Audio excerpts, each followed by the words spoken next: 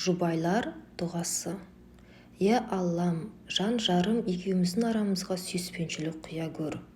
Оның жүрегіне маған деген, менің жүрегіме оған деген жылулық бер. Тәкаппарлықты, өзімшілдікті, менмендікті біздің бойымыздан алысташы Аллам. Бір-бірімізді бағалауды, сүюді, қабылдауды, түсінуді, кешіруді бізге үйретші Тәңірім. Күнделікті бір-бірімізге көңіл бөлуді, жақсы көруді ұмыттырмашы Аллам. Бойымыздағы салқындық, немқұрайлық, жек көрушілік, жамандықты алып тастап, бір-бірімізге жылулық сыйлап, сүйсіне қарауды үйретші Аллам. Өсуімізге кедергі болатын барлық жамандықтың көзін құртып, жүрегімізге имандылық құйшы Тәңірім. Егерде екеуміздің біреуміз төмен, біреуміз жоғары болсақ, біздерді теңестіріп, үйлестіріп, жарасымды жұп қыла көр Аллам.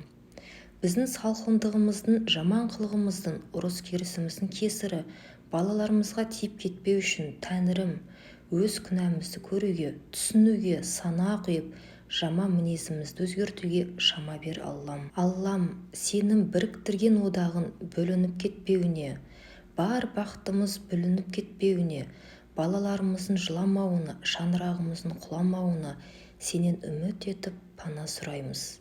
Маңдайымызға берген бағыңды еселеп, қуанышты күндерімізді көбейте көр Аллам.